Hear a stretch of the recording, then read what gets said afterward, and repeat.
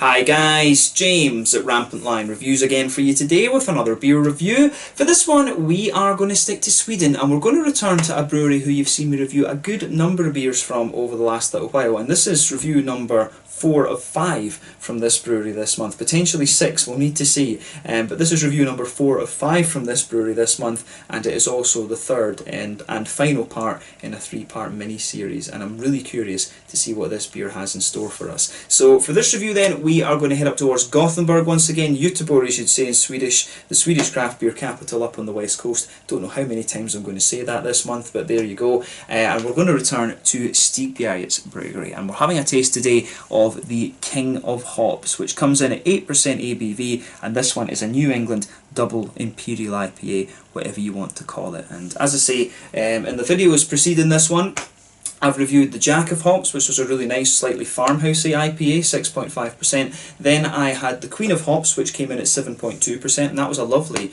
juicy, oily kind of New England IPA actually. And with this one, the big brother of the two, I think this should be really very interesting actually. I'm very curious to see what this beer has in store for us, because you know when it comes to Stigbergets you pretty much are guaranteed a good New England IPA, and you can get these beers at very good prices as well, I have to say. So yeah, very curious to see how this one turns out, and I hope that you guys enjoy my take on this beer as well. It'll be a nice way to round off this kind of series if you like. But as I said, this is one of 5 beers that they released in April 2020. These came out on the 1st of April 2020 through the local and Småskaligt assortment that we're getting every month now. The Swedish breweries have a far better access to the market now, of course, than they used to, but there was the Ololeo, which was the first one I reviewed for you, the Jack of Hops, the Queen of Hops, then this one, the King of Hops, and you will see me review the Cuddle Monster, which is the collaboration Hellas with Lervig in a couple of videos time, so keep an eye out for that one. But yeah,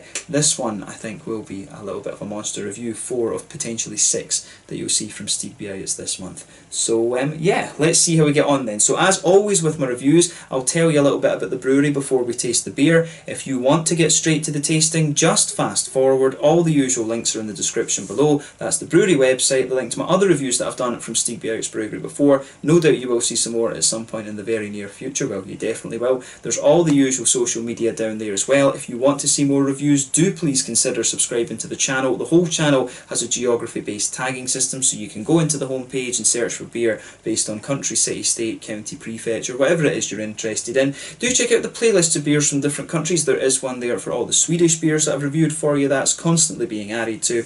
And as always, please do get in touch and let me know some of the other beers and breweries that you guys would like to see me review. It's always great to hear from you guys that are watching the videos, and the support that you show the channel is hugely appreciated. So anyway, to tell you a little bit about Stigbergets Bryggeri then, on to my brewery notes. So Stigbergets Bryggeri, as I've told you before, are based in Gothenburg, and the company was founded by Nils Hultkrantz and Richard Simonsson, and the pair own 2 bars that share the one kitchen. This is the Bar Kino and the Hagabions Cafe, which can be found on Linagatan in the city, and they opened back in 2007. The building that houses these places, of course, is an independent cinema, and for a very long time I never made that connection. It wasn't until I actually went there and filmed a little out and about video that I realised it was an independent cinema. Really should have made that connection when the place was called Bar Kino. But Bar Kino is the basement in the bar, or the bar in the basement, yeah?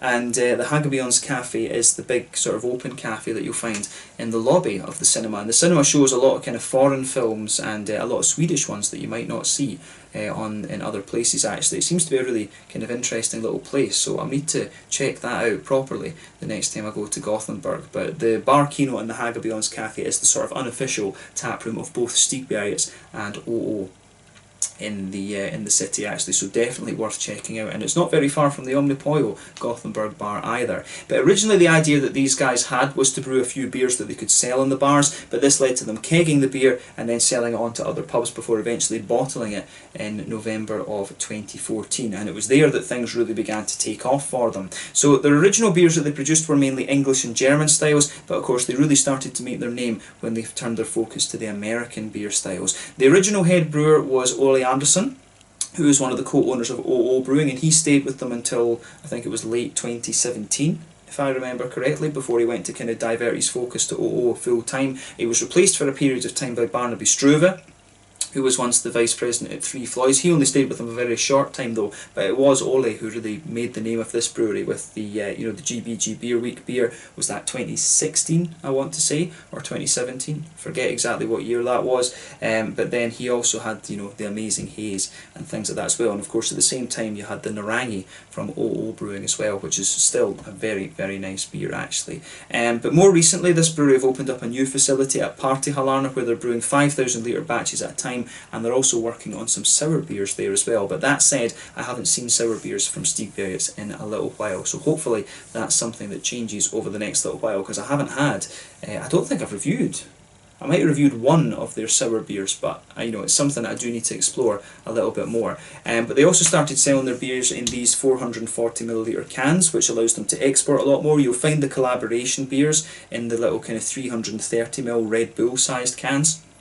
And that's what the Cuddle Monster and a lot of the other collaboration ones are in as well. But they also now have a brew team of Ollie Banks, who used to work for Beavertown, London, and then Lucas Munroyd, who used to work for All In Brewing in Gothenburg as well, who are a very, very good gypsy brewery. But they open up the brewery every so often to host a bar, and they've been working on a new bar in Stockholm as well, which just opened up, I believe, in the last week of March 2020. So that's something I'll need to go and check out the next time I'm up in Stockholm as well. But as of April 2020, these guys have produced 60 different kinds of beer, which is, you know, quite impressive. I would have thought it was a little bit more than that, but they are fairly prolific, and I do suspect that they will get more different kinds of beer out there over the next little while. So yeah, that's all you really need to know about Stigbergets Bryggeri for the moment. If you want to learn more about this brewery, you can check out the brewery website. You can follow them on Facebook and Instagram to keep up to date with all the latest goings on. They are very active on there, and you can check out the Rate Beer, Beer Advocate and Untappd pages to see all the different things that these guys have done.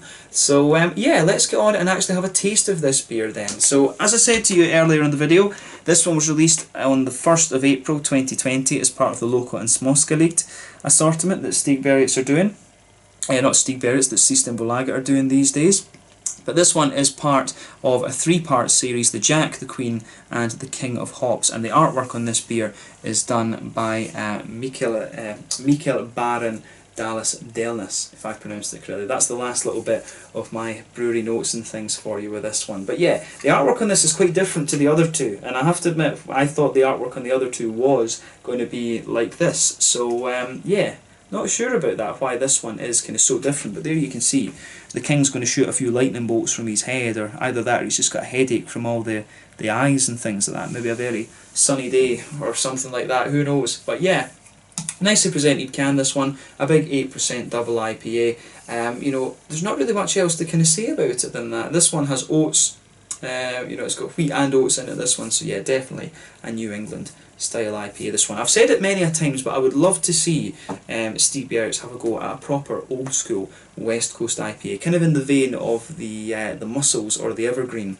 that you get from OO Brewing. It would be awesome to see them have a go at something like this. And if they've got Ollie Banks there from Beavertown, he knows how to brew a very good West Coast IPA, so definitely something for them to think about. So yeah, 440ml can, this one. I think this one cost around 50 kroners or something like that. So for those of you watching back home in Scotland, that will be about £4. Yeah, about £4.10 or something like that. For those of you watching in the EU or the Eurozone, that will be about 5. Yeah, it will be somewhere in the region of €5. €5.50 for an 8% double IPA.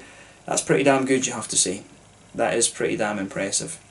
So yeah, for all that Systembolaget does get a bit of knocking, I have to say the prices of the beer that you get and the selection of Swedish stuff that we're getting now is pretty damn incredible. So for the moment, I'm in the camp of long live Systembolaget. Long may it continue, because the Swedish breweries are getting pretty good access to the market now. It's not without, the system is not without its faults, of course, let's not pretend otherwise, but you know, when you can get a beer like this for you know, 50 crowns, you're laughing, to be honest with you. It's craziness, because I know the guys over in England, granted you would add on an extra 10 crowns of course for it being an imported beer here, as you do with the Danish and the Norwegian stuff, but they would pay about £8-9 for something like this. You know, it's a bit crazy with the prices that are being paid over there for beer, for the likes of, you know, the Cloudwaters and all of this kind of thing.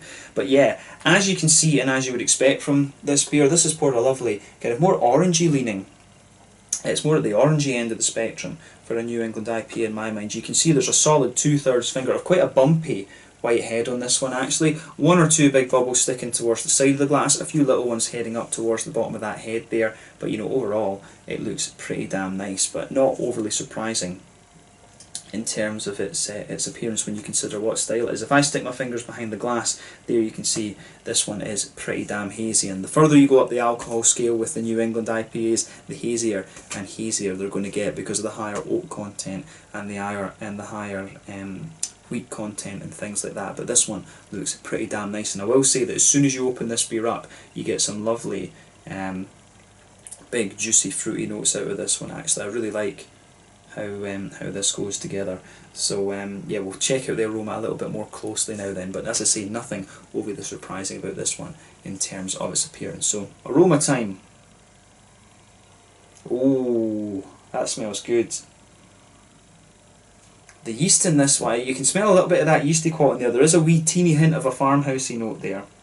And as I was saying in the other two videos, I'm not sure whether in some ways these are supposed to kind of mimic what Treehouse have done in a way. You know, they've got the Jack, which would be the Julius, the Queen of Hops, which would be the Green, and then they've got the Hazy, which is the King, of course, if you like. You know, it's the kind of, I'm wondering if that's the idea behind there, because of course, you know, Treehouse really do have this kind of progression of things, and of course they did the Julius a couple of months back, which was really nice, and that was their kind of tribute to that beer. That was one of the ones they said really got them onto the style actually. So I'm wondering if this is something like that, either that or it's just they've basically commissioned 3 pieces of artwork from Mikkel Barr and Dallas Delnas. I don't know if that's the idea behind it, I really don't know, but I'm getting 3 good IPAs out of it, so who cares, to be honest with you. But yeah, the aroma of this one is really very nice. You do get a little bit of that kind of farmhousey note in the background of this one, that woody, herbally type thing, but on top of that, there's a lot of, you can smell the booziness in this one. Lovely big kind of wheaty quality to the beer. The oats, I think, are quite prominent in this one. You can really smell the oats just smoothening and sort of making this beer all the more creamy, which is nice.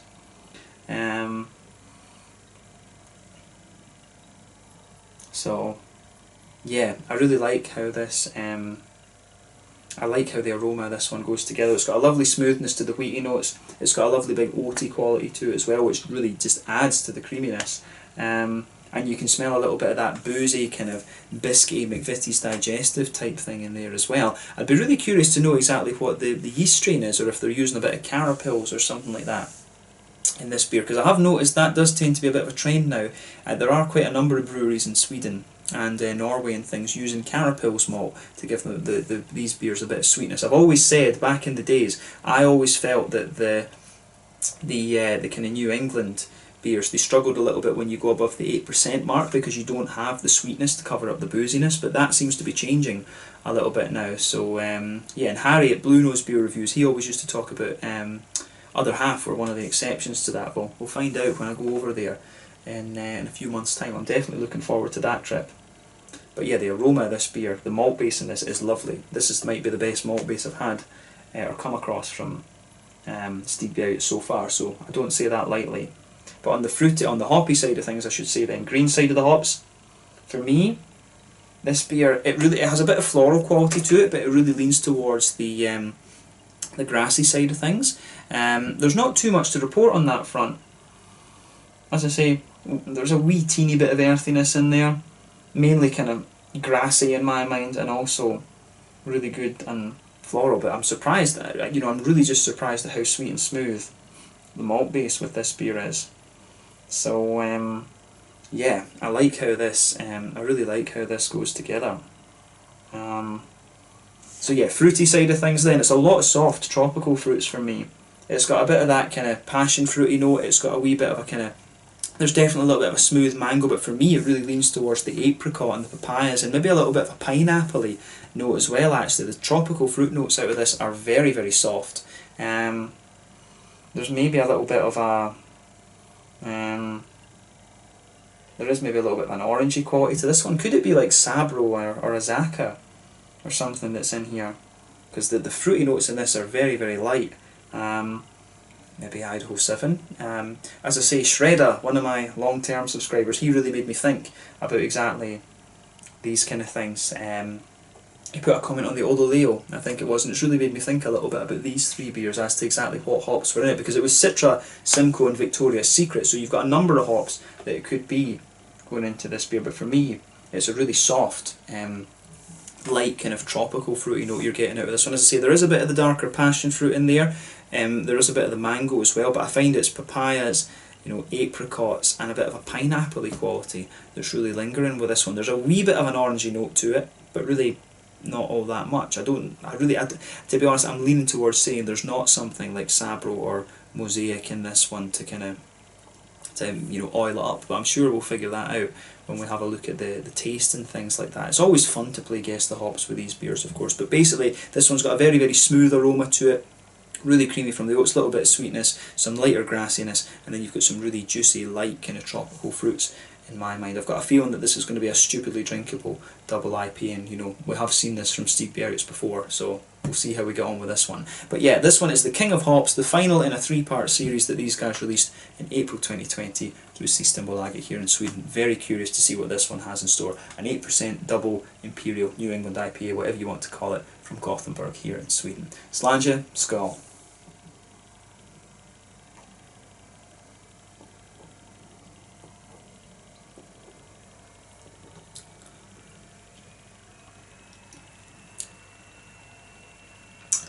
That's really very good.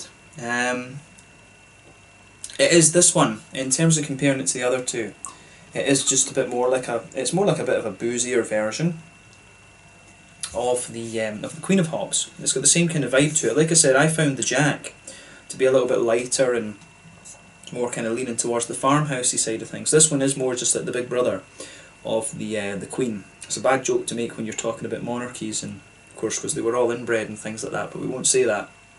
We did. But yeah, but this one definitely is, in terms of being a beer, it is the big brother of the it is the big brother of the Queen in a lot of ways. It's got a really similar flavour profile to it. As I said in the other ones, I don't really know whether this this beer, whether these three beers were kind of related and they were just upping the malt base basically, and the hops of course as well, as they went up the beer styles. We know the IPAs, the double IPAs, the pale ales and the barley wines, they're all related through the malt to hop ratio, we know that. So I'm wondering if this is basically just the same beer but brewed stronger and stronger and stronger as we go up actually. So yeah, because the yeast, I noticed that there did seem to be a considerable difference between the Jack and the Queen, but then the King and the Queen actually taste quite similar in terms of their flavour profile.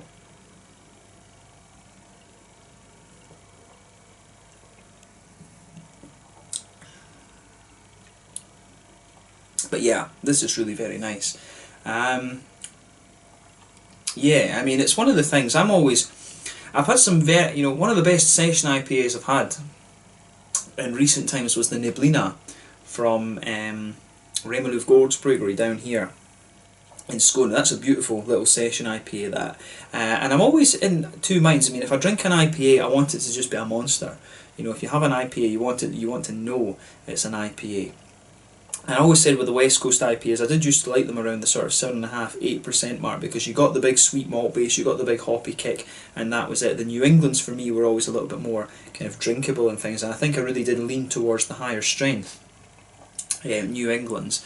I think for me, the New England, I like them to be around the kind of 7-ish% mark. I think that's a good thing for these IPAs. But this one, I have to say, when I think about this, I'm trying to think what other double IPAs I've had from Stigbergets, and to be honest, I don't think it's many. I think I've had, the Lumor, I think, was the most recent one that was quite heavy. That might have been 10%, if I remember correctly. That one was a bit of a beast. But other than that, I think most of them have been around the sort of 6.5–7% mark. But I would say that this one could be a contender for my favourite. This one and the Queen, I think, could be contenders for my favourite IPA that I've had from Stigbergets. And I mean, that's not to take anything away from any of the other ones. They've all been very nice actually. But I think these two beers have been pretty special in the grand scheme of things, to be honest. The Jack Yeah, I mean, it's the Jack is a nice enough beer, but I'm not such a great fan of the lighter kind of farmhousey feeling ones. I like it every so often, I have to say. I like tasting them, but I do like my New England IPAs to lean more towards the wheaty, creamy side of things, and that's where these beers really, the two bigger ones, do really lean towards.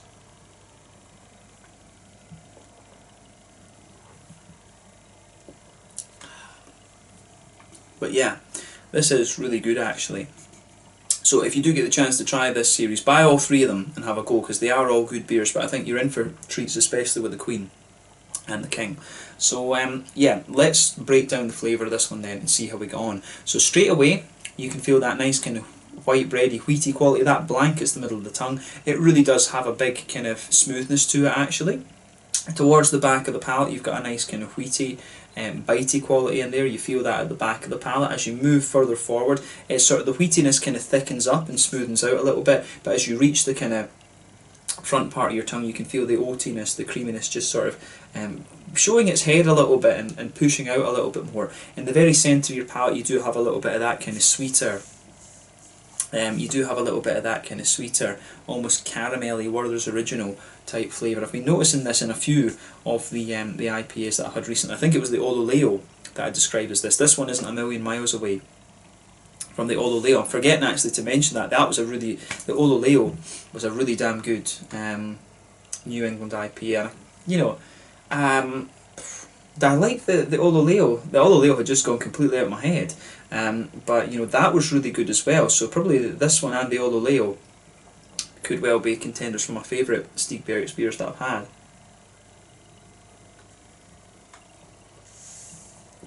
But yeah, I like this I like the sweetness that these seem to have in the malt base now, and that strikes a chord for me. I always think with a beer, I like a bit of sweetness in the malt base to balance it out. It's just how my kind of palate goes. But the aroma in this is really very nice. Or I'm saying the aroma, the flavour, the malt base in this is really nice. So as I say, the middle of your palate, you've just got this kind of this sort of almost oily circle in the middle, and it's got the kind of it really has that sort of Werther's Originally note, the kind of sweeter caramel in the middle, and you do get a wee bit of biscuit coming out of this one. The further that you go into the further you go out from the centre of the tongue too, but that oily kind of Werther's Originally sort of caramelly flavour, that lingers there on the side of the palate too. But yeah, in terms of the hoppy side of this beer then,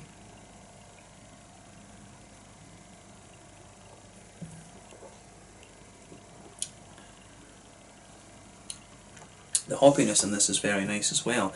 Back corners of the palate, you will get a teeny little bit of earthiness, and as you come further forward, it does gradually build to be a little bit more kind of floral. It's not really spicy or anything like that, but you do get just a teeny little bit of a sort of danky quality out of it. Could there be a wee bit of Columbus in here as the bittering hop? There is just something reminiscent of that there. It's not overly high and bitter, but you do get a little bit of a floral aromaticity just on the sides of the palate. You can feel that drying out the further you go into the aftertaste. Round the front curve of the tongue, it's a little bit lighter and more grassy, and there is a wee bit of a kind of zestiness on the edge of the palate too. Then of course behind the front curve of the tongue, that's where you get that nice oily bubble where those juicy fruity esters start to push their way out of the beer.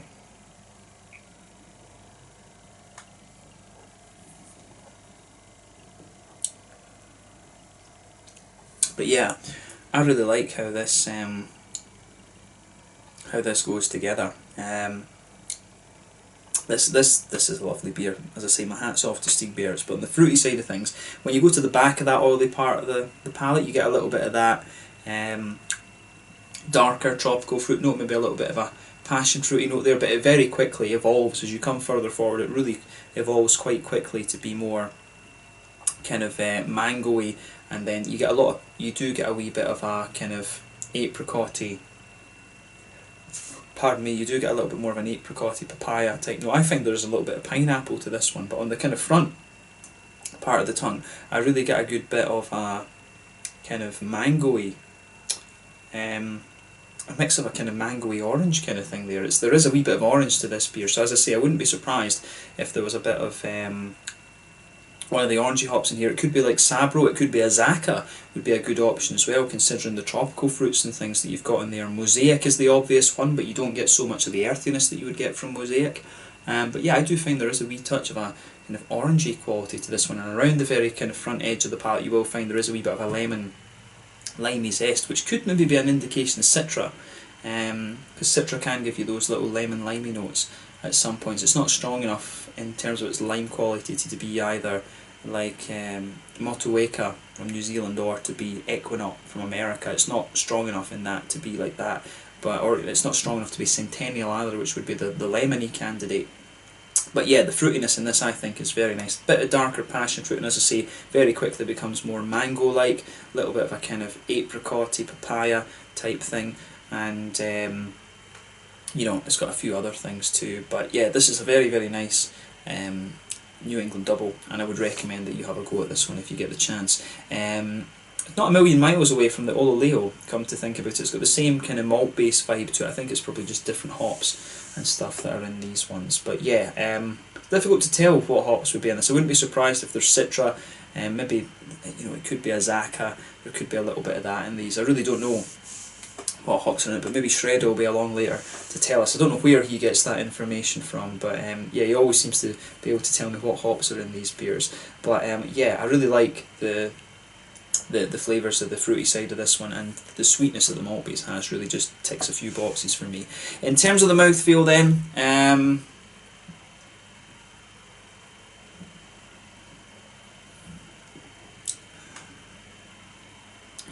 I'd say that this is a pretty, this one's pretty, it's kind of at the top end of mid-body, bottom end of full body. It's got a nice big oily mouthfeel to it. The carbonation is very, very smooth. On the fruity side of things, on the hoppy side of things, I'd say in terms of its IBUs, I don't find this one overly high. I think this must just be about 40 or 50, your kind of standard.